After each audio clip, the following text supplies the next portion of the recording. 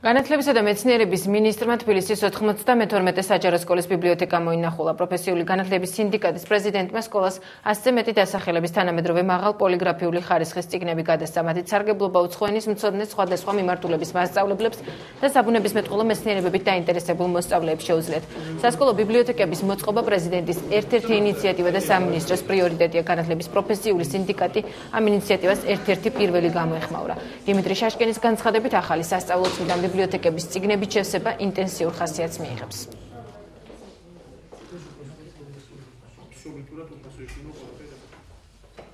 საგანმანათლებლო სფეროს ერთ-ერთი ძირითადი პრიორიტეტია სასკოლო ბიბლიოთეკების აღჭურვა. ჩვენ ვეხმაურებით ამ მოვლენას.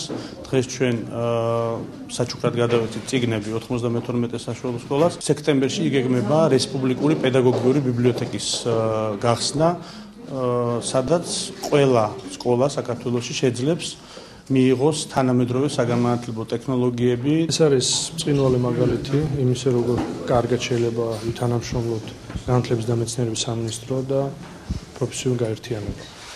არავისთვის საიდუმლო არ არის, რომ ჩვენი განათლების ხარისხი პირდაპირ არის დამოკიდებული ჩვენი მასწავლებლების კომპეტენციაზე. ეს სახელმძღვანელოები პირველ რიგში მასწავლებლებისთვის იყოს ამთვის უფასო და ამ სახელმძღვანელოებით ისინი შეძლონ უკეთესად ასწავლონ ჩვენ ბავშვებს.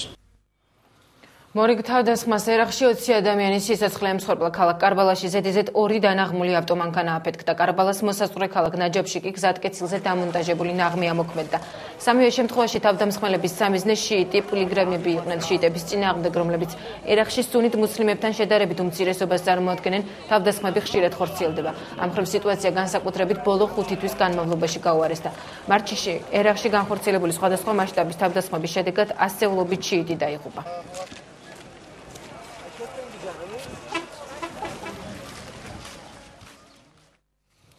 ფოტო, რომელიც სილვიო ბერლუსკონისთან დაკავშირებული კიდევ ერთი სკანდალის მიზეზი გახდა. იტალიელების კრიტიკა პრემიერ-მინისტრმა ამჯერად რუსეთის პრეზიდენტთან ერთად პოზირების გამო დაიმსახურა, თუმცა მთავარი ამ შემთხვევაში ფოტოს ფონი აღმოჩნდა.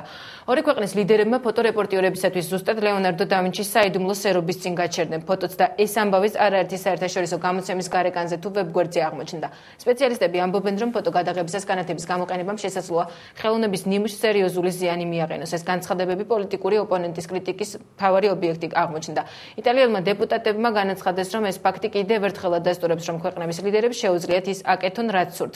ფოტოს გადაღების ნებართვა მილანის სამხატვრო ღირებულებების მეთვალყურემ გასცა. ის აცხადებს, რომ საკუთარ გადაწყვეტილებაში პრობლემას ვერ ხედავს, თუმცა განსხვავებული მოსაზრება აქვთ ხელოვნებათმცოდნეებს. ვატიკანის მუზეუმს წლის განმავლობაში 4 მილიონი სტუმარი ყავს. იქაური თანამშრომლები ამბობენ, რომ თუ ყველას მისცეს მსგავსი უფლება, მალე სანახავი აღარაფერი დარჩება. ფოტო 23 ივლისს რუსეთის პრეზიდენტის მილანში ვიზიტისას არის გადაღებული.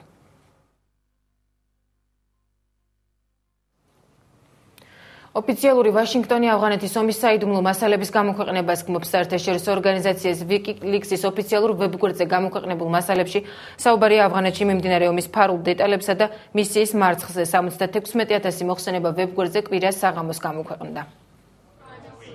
ვაშინგტონმა ავღანეთის ომთან დაკავშირებით დოკუმენტების გამოქვეყნების შემდეგ განცხადება გააკეთა.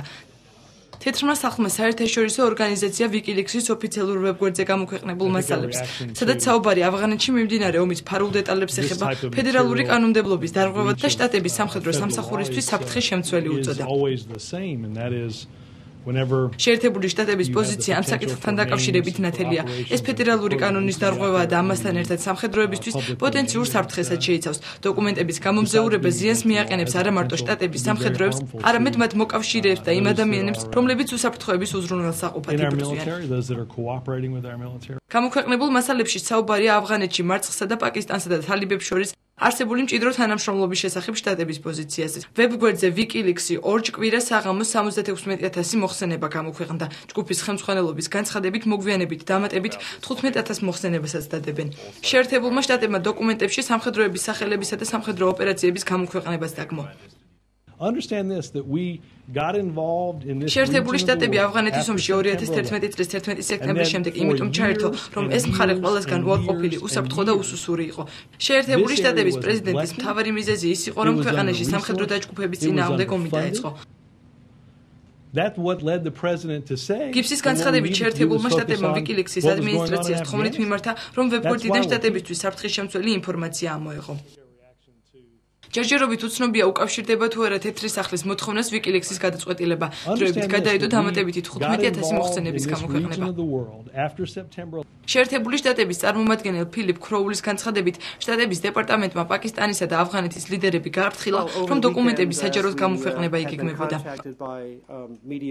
ჩვენ გავაფრთხილეთ ჰამიდ კარზაი, პაკისტანის პრეზიდენტი ზარდარი, ასევე ორი ქვეყნის მინისტრები, რომ წინასწარ გაეთვალისწინებინათ დოკუმენტაციის გამოქვეყნება. ქროულის თქმით, ჯერჯერობით ნაადრევია განცხადების გაკეთება იმასთან დაკავშირებით, თუ რა შედეგი შესაძლოა მოხდეს ამ შემთხვევას და რა გავლენას მოახდენს ეს ავღანეთში მიმდინარე ომსა და შეერთებულ შტატებსა და პაკისტანს შორის ურთიერთობაზე. პენტაგონი დოკუმენტების წყაროს ძიებას განაგრძობს. ორშაბათს გაკეთებული განცხადების თანახმად, რამდენიმე დღე დასჭირდება დოკუმენტაციის შესწავლას და იმის გაანალიზებას, თუ რა ზიანის მოტანა შეუძლია მას შტატებისა და სხვა ქვეყნებისთვის. ევროკავშირის საგარეო საქმეთა მინისტრებმა ირანის წინააღმდეგ ახალი სანქციები ოფიციალურად დაამტკიცეს. საკითხის განსახილველად მინისტრები ბრიუსელში შეიკრიბნენ. შეზღუდვები ქვეყნის საგარეო ვაჭრობას, საბანკო და ენერგეტიკის სექტორებს ეხება. სანქციების ავიზო აკრძალვებსაც ითვალისწინებს, როგორც საგარეო პოლიტიკისა და უსაფრთხოების საკითხებში ევროკავშირის კომისარმა კეტრინ ეშტონმა აღნიშნა, მინისტრები ამ საკითხზე უკვე აქტიურად მუშაობენ.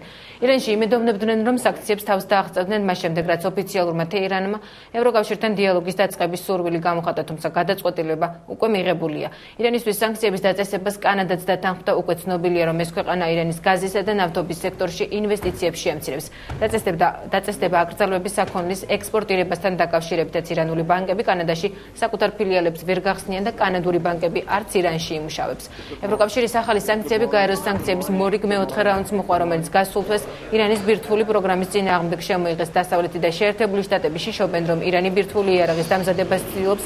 ირანი ბრალდებას უარყოფს და აცხადებს, რომ ურანის წარმოებას მხოლოდ სამშვიდობო მიზნები აქვს.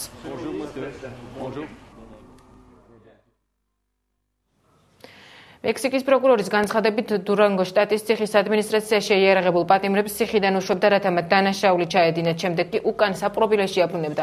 როგორც ცნობილი გახდა, მათ მთლიანობაში 30-ზე მეტი მკვლელობა ჩაედინეს, ამათგან 17 გასულ კვირას. ციხის დირექტორი და რამდენიმე თანამშრომელი უკვე დაკავებულია და გამოძიება მიმდინარეობს. ეს ცნობა მთელი მექსიკისთვის შოკის მომგვრელი აღმოჩნდა, მიუხედავად იმისა, რომ ქვეყანაში ძალადობა უცხო მოვლენა არ არის.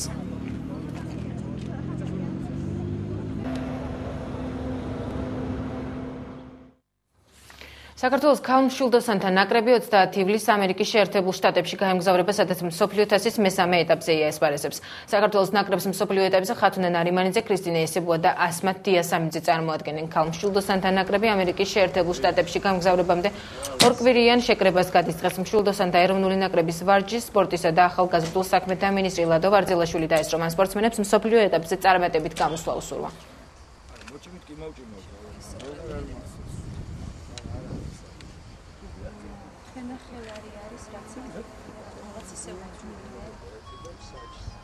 თასის მესამე ეტაპია, გაიმართება ამერიკაში, იუტას შტატში, ქალაქი ოგდენი. გოგოები მზადებას გადიან, პირველად ტარდება შეკრება ქალაქ თბილისში, შვილოსნებისათვის. იმედი გვაქვს, კარგ შედეგს აჩვენებენ. ორკვირიან შეკრებას გავდივართ თბილისში, ლოკომოტივის სტადიონზე. პირობები ძალიან კარგი გვაქვს. მთავარია ყველაფერი დამოკიდებული ჩვენზე, თვითონ სპორტსმენებზე. ამერიკაში ტარდება მსოფლიო თასის მესამე ეტაპი. და იმედია, რომ ალბათ 4-ში მაინც მოხვდებით გუნდურში, იმიტომ წლევანდელ წელს ავიღეთ 2 მედალი, ზამთრის ევროპაზე მესამე ადგილი, გრან-პრიზე მეორე ადგილი და იმედი არის, რომ 4-შიც რომ მოხვდეთ, უკვე გვაქვს შანსი, რომ ლონდონში მივიღოთ თასზე მონაწილეობა. ეს არის სახეობა, სადაც ჩვენ ოლიმპიურ ლიცენზიას ავიღებ და ოლიმპიადაზე გვეყოლება ჩვენი გუნდით წარმომადგენლები და ძალიან მნიშვნელოვანი არის მთლიანად ქვეყნისთვის. თან საკმაოდ კარგი სპორტსმენები ყავს. მე იმედი მაქვს, რომ დიდი წარმატებები ექნებათ ამ სპორტის სახეობაში.